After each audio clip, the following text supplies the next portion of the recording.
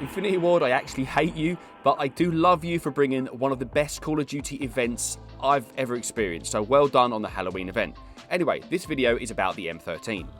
It may be no surprise to you, the M13 is very accurate, quite the laser with all the attachments on there, but something interesting happens in the last 30 bullets of a 60 round magazine. In this video I'm going to show you more about that. If you enjoy, of course, maybe drop a like, it really helped me out. My name is Gaaba, let's get right into the video. Please subscribe for more content just like this, where I cover everything I can in Warzone, and of course that extends to Black Ops Cold War in the future. I'm running out of breath. Let's get right into the video.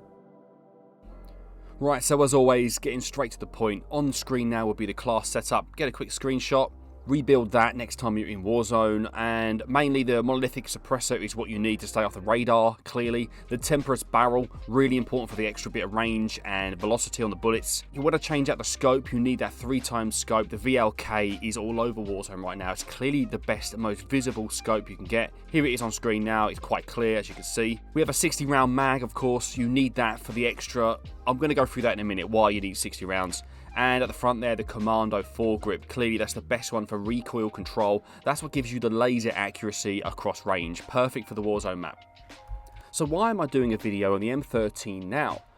The gun's been out a full year, so clearly most people know about it. But do they know that on the 30th bullet onwards, this gun turns into a laser? There's something wrong with the recoil pattern where the first 30 bullets are all over the place and then they just hover in one single spot.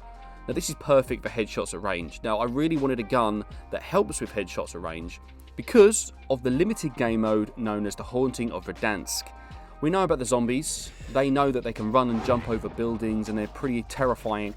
Headshots drop them very, very quickly. Now when there's a few running at you, this gun can of course laser the heads, and as you shoot more and more bullets, the recoil gets more and more stable. It's really straightforward, and of course zombies can jump over the building you're currently standing on, so you need to get the headshots in quicker than they can realise they're being shot at. This is totally possible with the build I've got within this video. Of course this class does extend onto actual players, other human beings. We know headshots matter. The M13 has a 1.5 headshot multiplier. This means that 3 to 4 headshots at any range in Warzone can lead to a downed player. Headshots ignore your armor, so you need to be aware of that. That's why I really wanted a gun that can shoot fast to the head, and I can clearly see that head, hence why the VLK sight is just perfect for the job.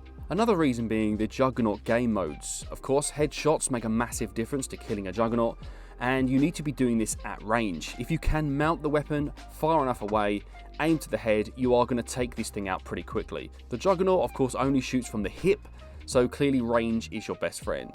On a side note, there are other ways to take out the Juggernaut, video in the description, but I've later found out the absolute best way to take out a Juggernaut, if you care, is with the AA-12 shotgun. With stopping power, we'll take that thing out in 8 bullets. 8 bullets, crazy. Let me see in the comments hashtag Jugs, if you got this far through the video, of course Jugs for Juggernaut.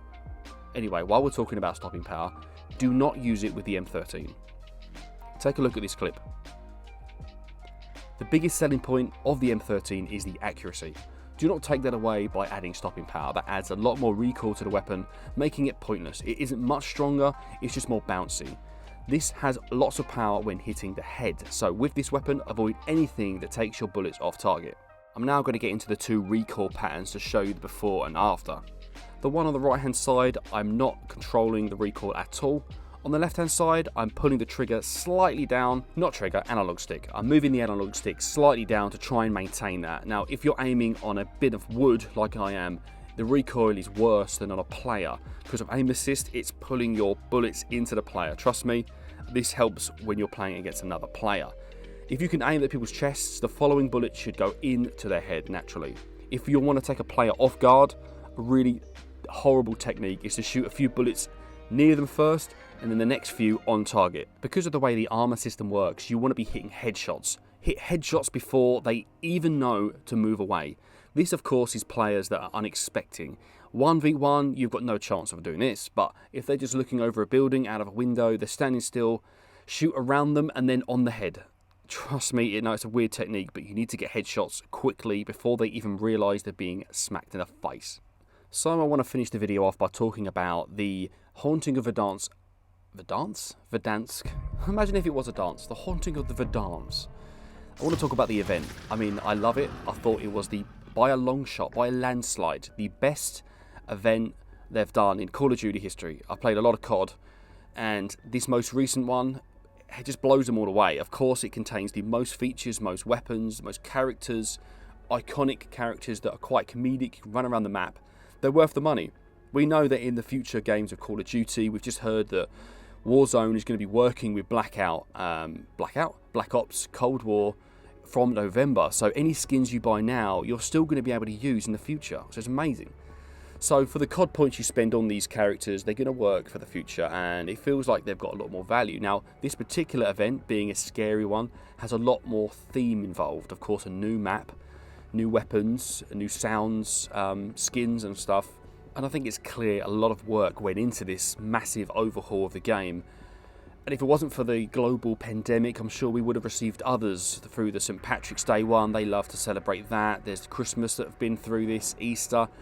There's so many missed opportunities thinking of what they've done for this.